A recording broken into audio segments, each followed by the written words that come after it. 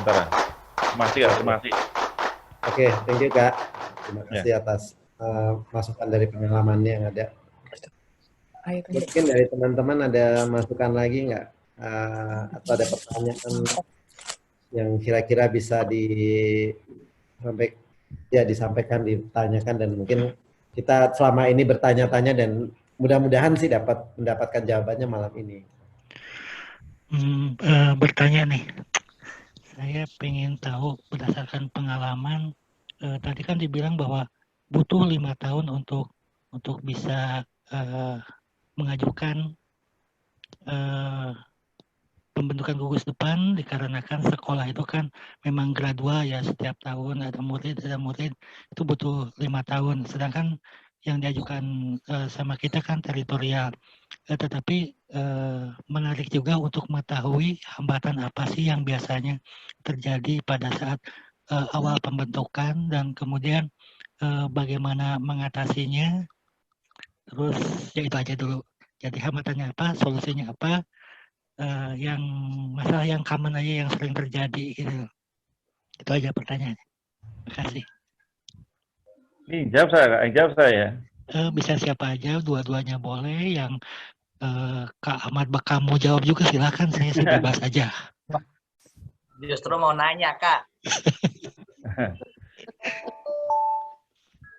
Udah tanya tuh, ada Kak Agus Dani bisa jawab. Saya siap jawab. Tapi nanti ya pertanyaannya digabung dulu aja. Pertanyaannya dijadikan satu aja, terus dari satu kali jawab. Gitu loh Kak. Ya. Kira-kira posisi lokasinya kita mau buat di mana?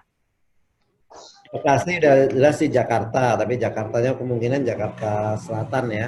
Selatan aja. Pondok Gede aja ya, pondok apa tuh yang punya pesantren tuh?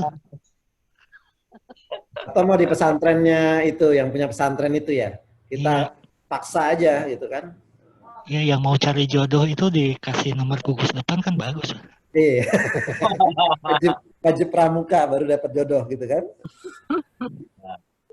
Bagus. Ya artinya kalau masalah tempatnya ada kemungkinan yang paling dekat sih di Jakarta Selatan, tapi bisa juga berubah. Tapi yang jelas pasti di Jakarta lah. Intinya di situ. Nggak di Cibubur Kak? Nggak di Cibubur. Ya kalau ada yang menyediakan rumahnya, tempatnya, untuk apalagi pesantrennya untuk ini nggak apa-apa. Daripada kita Depok juga nggak apa-apa, daripada kita harus mengintimidasi beberapa orang gitu supaya dan memaksa untuk menyerahkan rumahnya sebagai bakaran. Mau izin mau jawab Kak. Kalau Kak Irwan. Oke, silakan. Jadi gini, tidak harus 5 tahun. Ini kan pengalaman saya, karena yang paling dibutuhkan adalah kita rutin latihan dulu Kak. Kita kan kalau latihan dulu, kita kumpulan dulu, kita terus latihan dulu, kemudian nanti terus kita kan diketahui oleh para ranting, diketahui oleh para cabang. Jadi itu kelihatan dulu itu perkumpulan ada. Jadi kita harus jelas dulu. Kalau kita tidak ada kumpulan dulu kan tidak bisa tuh Kak, ya tuh Kak. Jadi seseorang tuh berkumpul dulu.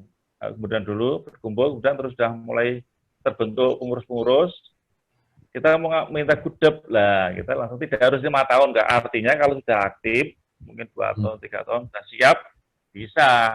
Gitu loh Kak. Jadi tidak harus 5 tahun. Kita mencari anggota dulu ya Kak ya, dari siapa ya tidak harus menyebar formulir. Gitu. Jadi nanti yang standar dari Kak Irwan tadi mengatakan, kalau aturan main kan satu pasukan, satu perindukan, satu pasukan, satu ambil dan sebagainya. Tapi kan tidak seperti itu ya, seperti kan mungkin satu barung putra dan putri itu enggak apa, tapi anak sementara kan ngajak anak-anaknya dan sekitar situ. Jadi bisa juga orang yang sekolah bisa menjadi anggota teritorial gitu loh. Jadi kalau di kami ada yang double. Ada ya Kak ya. Yang penting ya di sekolah A, di sekolah ini, karena nanti anaknya kan memilih kegiatan yang menarik, yang orang tua juga mendukung, maka orang tua juga akan mendukung. Kalau di kami seperti itu. Kalau di Semarang dulu ada buahnya, sekarang habis. Tinggal punya saya saja. gitu loh. Gitu. Itu pengalaman saya. Ini saya menyampaikan pengalaman tidak Ya. tidak berbohong lah. Gitu. Ya. Jadi artinya sebenarnya nggak ada masalah juga kan untuk Itu mudah sekali, itu Pak. Apalagi Ya. kakak punya dana yang besar. Ya, Punya itu dana Kak Fitri yang kan gitu. Dana tidak masalah mungkin ya buat kita, yang masalah itu pas kita bayar aja biasanya kita masalah. Iya, dana tidak masalah. Masalahnya pas waktu bayar gitu.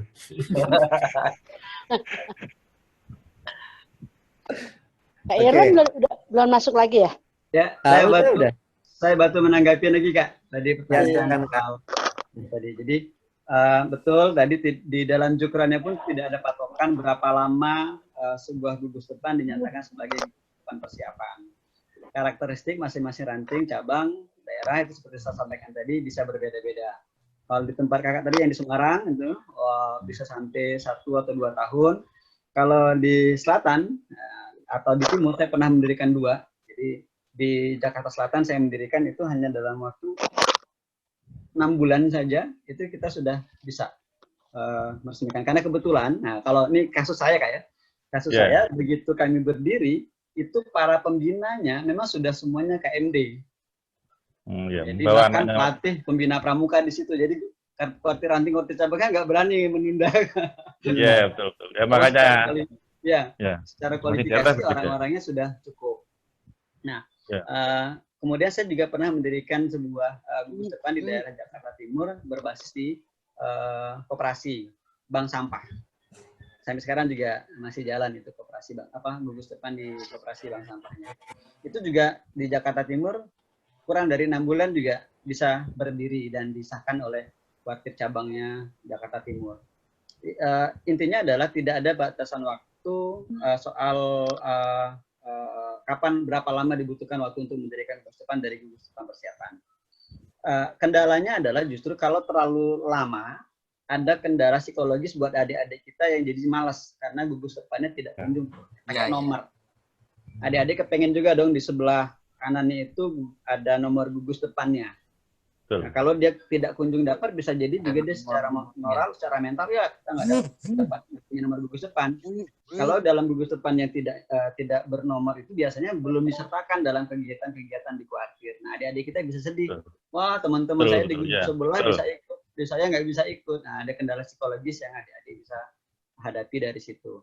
Kemudian juga sepanjang masa gugus depan persiapan, selagi belum menjadi gugus depan resmi, maka proses pelantikan jadi tidak ada. Jadi tidak sah pembina itu melantik adik-adiknya menjadi siaga mula, bantu atau tata karena gugus depannya belum jadi. Nah, ini memang di dalam jukran itu tidak tegas yang seperti itu. Jadi kadang-kadang masih tawar-tawaran. Nah, makanya karakteristik di masing-masing kuartir ranting-kuartir cabang bisa berbeda-beda. Mohon izin bukan saya agak oportunis atau pragmatis.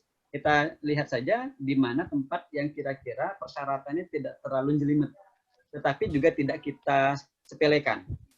Ya, tidak kita sepelekan.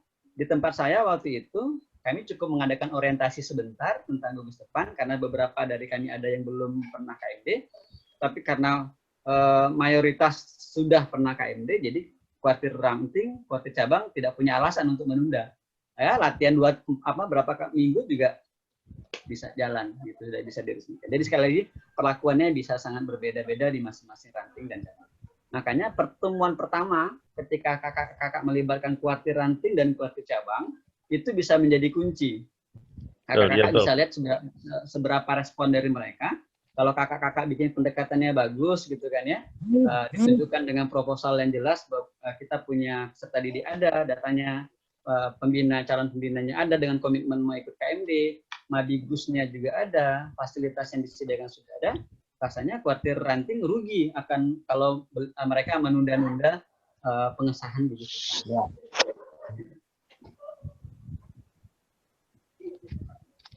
Ya.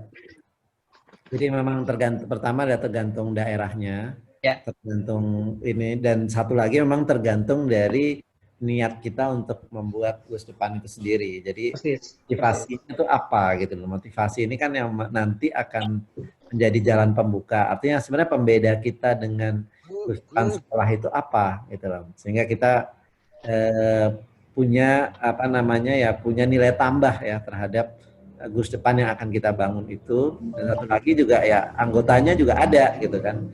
Kegiatannya juga sudah mulai berjalan. Ya ada contoh itu mungkin yang kemarin dikasih contoh oleh Kak Fitri ya, ada Gus Depan Mandiri itu menarik anak jalanan gitu. Anak jalanan masuk ke pramuka, dilatih ke pramuka, itu juga satu yang sangat menarik dan ya itulah bedanya Gus Depan itu dengan yang berbasis sekolah gitu. Jadi ya itu kita juga nanti perlu lihat apa sih sebenarnya yang membuat kita berbeda dan istilahnya pertanyaan gini, kenapa kita harus diresmikan menjadi Gus Depan? Itu kan juga satu hal yang harus kita presentasikan pada ya kakak-kakak di ranting maupun di cabang gitu kan. Nah, masalah nanti terkait dengan KMD dan segala dan hal yang lain ya mau nggak mau kita nanti akan harus lengkapi juga. Satu sudah ada yang KMD, yang kedua juga yang lainnya punya komitmen untuk tadi tetap berkomitmen untuk melengkapi kompetensi itu dengan KMD dan KML. Hal-hal lain sih nanti bisa kita wujudkan juga dalam proposal gitu kan. Nah, tapi yang terpenting adalah ya kalau kita udah punya memang niat Gus Depan kan artinya dituntut komitmen kita, konsistensi kita untuk berkegiatan gitu. Ini yang justru ini sebenarnya titik kritikalnya dari inisiatif ini. Kalau kita bisa berkegiatan, kita punya anggota dan kegiatannya bisa rutin sesuai dengan yang kita propose, harusnya memang benar tidak ada alasan juga bagi ranting untuk menolak, untuk tidak mempercepat. Gitu. Kira-kira gitu ya Kak Irwan ya? Betul Kak. Insya Allah niatnya udah bagus. Udah senang saya dengar juga. Ada lagi Kak dari kakak-kakak yang lain pertanyaan mungkin? Saya nambah satu lagi, nambah satu lagi ya. Bisa ya? Jadi untuk bisa menambah anggota kita, kalau di kami itu pertama anggota kami adalah orang-orang yang pengamen ada, mahasiswa ada. Kadang di mahasiswa itu juga orang ikut rata-rata tidak mau, gitu Kak. Rata-rata tidak mau, tapi dia malu masuk pada semester berapa. Itu bisa kita tawari formulir. Kan dia maunya di luar. Kemudian terus anak-anak di sekolah itu yang tidak terpakai. Jadi pada waktu dia tuh kelas berapa ya? Kelas 2 SMA atau SMP itu tidak terpakai, kelas 3 tidak terpakai. Karena yang diwajibkan kelas 1. Kelas 1, kelas 3 tidak terpakai. Padahal dia senang pramuka. Kan terdorong oleh adik kelasnya supaya dia tidak terpakai, maka dia juga bisa ditawari juga masuk menjadi anggota kita. Dia kan senang, gitu loh Kak. Itu yang kami lakukan.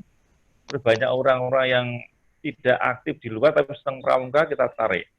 Jadi termasuk ada guru, ada pengamen, ada orang yang bekerja luar yang tidak bisa mempunyai Gus Depan tuh bisa masuk. Karena kalau orang luar yang masuk Gus Depan formal tidak mungkin bisa. Karena dia kan komunitasnya kan berbeda. Kalau masuk di kita kan berarti banyak berbagai profesi gitu loh Kak. Itu aja yang sama. Terima kasih Kak. Terima kasih. Izin Kak. Sama juga Fitri pengalaman waktu di Penggalang waktu di Aceh semacam itu gudeg kami umum. Jadi dari mana aja masuk. Jadi di luar sekolah.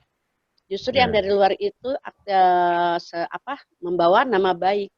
Ikut jambore nasional sampai dunia sampai tahun ini juga sampai tahun inilah berangkat terus. Gitu. Lanjut Kak. Ya, terima kasih. Jadi ya memang artinya sudah semakin kelihatannya udah semakin jelas ya apa yang kita yang tadinya masih remang-remang, yang tadinya masih belum ya masih udah mulai jelas lah bagaimana sebenarnya kalau kita membentuk Gus Depan, kemudian ya sebenarnya syaratnya juga tidak terlalu sulit, yang sulit ya konsistensi tadi gitu kan. Kita berkegiatan, kita punya misi tertentu yang mau kita jalankan gitu kan.